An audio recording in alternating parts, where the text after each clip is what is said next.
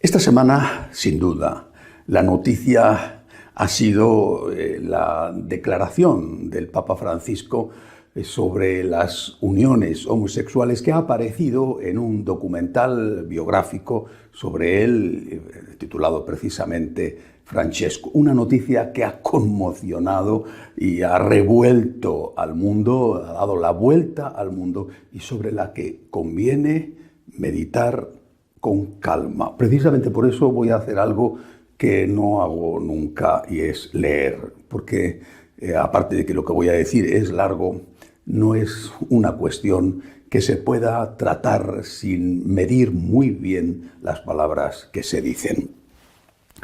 Conviene ver las cosas con calma, porque el lío que se ha montado es muy grande y se corre el riesgo de hacer juicios precipitados, dejándose llevar de titulares sensacionalistas e interesados. Por eso quiero dividir este comentario en 4 partes. La primera está dedicada a los antecedentes de las declaraciones del Papa. La segunda, a las declaraciones en sí mismas. ¿Qué es lo que realmente ha dicho el Sumo Pontífice? La tercera, a las interpretaciones de lo que ha dicho. Y la cuarta, a lo que enseña la Iglesia al respecto y si esto ha sido o no modificado. No pretendo ni defender ni atacar a nadie, sino solo contribuir a aclarar algo las cosas para ayudar a los que están desconcertados y tristes. En primer lugar, todo parece arrancar de una supuesta, posible mentira. La del director del documental, un judío gay de origen ruso y residente en Estados Unidos. Ha dicho que las declaraciones se las hizo el Papa a él, pero según el padre Spadaro, jesuita, director de la Civiltà Católica y hombre de la máxima confianza de Francisco, dichas declaraciones fueron hechas a Valentina Alerraqui para la cadena de televisión mexicana Televisa en mayo de 2019 y fueron suprimidas entonces a la hora de editar esa entrevista, una parte de las declaraciones del Papa. Todo parece indicar que el padre Spadaro tiene razón, puesto que las imágenes donde aparece el Papa haciendo esas declaraciones son las mismas que las de la entrevista de la periodista mexicana. Esto tiene mucha importancia, porque de ser así, habría que ver el conjunto de las declaraciones del pontífice y no una o dos frases extraídas de esas declaraciones y puestas fuera de contexto. Pero esto a la vez suscita varias preguntas. ¿Por qué se censuró al Papa en 2019 para que sus palabras sobre las uniones gay no fueran conocidas? ¿Quién le censuró? ¿Estaba él enterado de la censura? ¿Por qué, en cambio, se han dado a conocer ahora, más de un año después, y se ha permitido que se sacaran del contexto para hacerlas más explosivas? ¿Está esto relacionado con el malestar contra el pontífice por parte de los progresistas, sobre todo alemanes, que hasta ahora le han apoyado? Malestar del que habló en un amplio artículo hace una semana el diario romano, el diario italiano La Repubblica. ¿Es un intento de acallar a esas voces críticas ofreciéndoles algo para que se contenten? Preguntas. Segundo, ¿qué fue exactamente lo que dijo el Papa? Según el documental, el Papa dijo: las personas homosexuales tienen derecho a estar en la familia, son hijos de Dios, tienen derecho a una familia, no se puede echar de la familia a nadie, ni hacer la vida imposible por eso. Y añadió: lo que tenemos que hacer es una ley de convivencia civil. Tienen derecho a estar cubiertos legalmente. Yo defendí eso. En la entrevista a la periodista mexicana, el Papa habría dicho lo siguiente: me hicieron una pregunta en un vuelo. Después me dio rabia. Me dio rabia por cómo la transmitió un medio sobre la integración familiar de las personas con orientación homosexual. Yo dije: las personas homosexuales tienen derecho a estar en la familia. Las personas que tienen una orientación homosexual tienen derecho a estar en la familia. y los padres tienen derecho a reconocer ese hijo como homosexual y a esa hija como homosexual. No se puede echar de la familia a nadie ni hacerle la vida imposible por eso. Otra cosa es, dije, cuando se ven algunos signos en los chicos que están creciendo y ahí mandarlos, tenía que haber dicho profesional, me salió psiquiatra. Quise decir un profesional porque a veces hay signos en la adolescencia o preadolescencia que no se saben si son de una tendencia homosexual o es que la glándula timo no se atrofió a tiempo. Vaya a saber 1000 cosas. Entonces, un profesional. Título de ese diario: El Papa manda a los homosexuales al psiquiatra. No es verdad. Me hicieron esa misma pregunta otra vez y yo la repetí. Son hijos de Dios, tienen derecho a una familia y tal. Otra cosa es, y expliqué, me equivoqué en aquella palabra, pero quise decir esto. Cuando notan algo raro, es raro. No, no es raro, algo que es fuera de lo común. O sea, no tomar una palabrita para anular el contexto. Ahí lo que dije es, tiene derecho a una familia. Y esto no quiere decir aprobar los actos homosexuales. Lo que tenemos que hacer es una ley de convivencia civil. Tienen derecho a estar cubiertos legalmente. Yo defendí esto.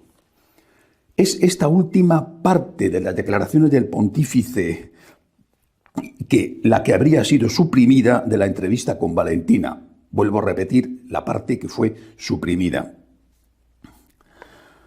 Lo que tenemos que hacer es una ley de convivencia civil. Tienen derecho a estar cubiertos legalmente. Yo defendí esto. Esta frase es la que se ha dado a conocer ahora. Queda claro, por lo tanto, que el Papa no está diciendo que los homosexuales tengan derecho a formar una familia, a dar a sus uniones ese nombre, sino que no deben ser expulsados de su familia por ser homosexuales. Y tampoco deben ser expulsados de la Iglesia por ese motivo. Esto no representa ninguna novedad con lo que la Iglesia ha enseñado en las últimas décadas. La cuestión está entonces en lo que significa para el Papa convivencia civil, concepto que fue traducido al inglés por unión civil y que puede significar lo mismo o no. Para eso hay que ver cómo lo han interpretado unos y otros. Tercer punto. Las interpretaciones.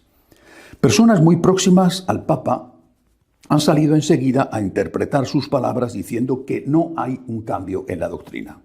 Así lo ha afirmado el padre Spadaro. Cito textualmente sus declaraciones. El director de la película Francesco reúne una serie de entrevistas que han sido hechas al Papa Francisco en el transcurso del tiempo, dando una gran síntesis de su pontificado y del valor de sus viajes. Entre ellas hay un extracto tomado de una entrevista con Valentina Dalraqui, periodista mexicana. Allí el Papa Francisco habla de un derecho a la tutela legal de las parejas homosexuales, pero sin cambiar en modo alguno la doctrina. De la misma opinión ha sido la televisión hondureña Suyapa Medios, que está bajo la responsabilidad o la tutela, de alguna manera, del cardenal Maradiaga, que ha criticado que convivencia civil se tradujera por unión civil y ha asegurado que el Papa está en contra del matrimonio homosexual.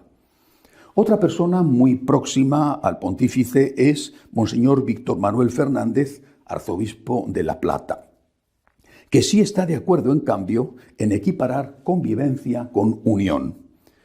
Cito sus declaraciones. Lo que ha dicho el Papa sobre este tema es lo que sostenía también cuando era arzobispo de Buenos Aires. Para él, la expresión matrimonio tiene un sentido preciso y solo se aplica a una unión estable entre un varón y una mujer abierta a comunicar vida.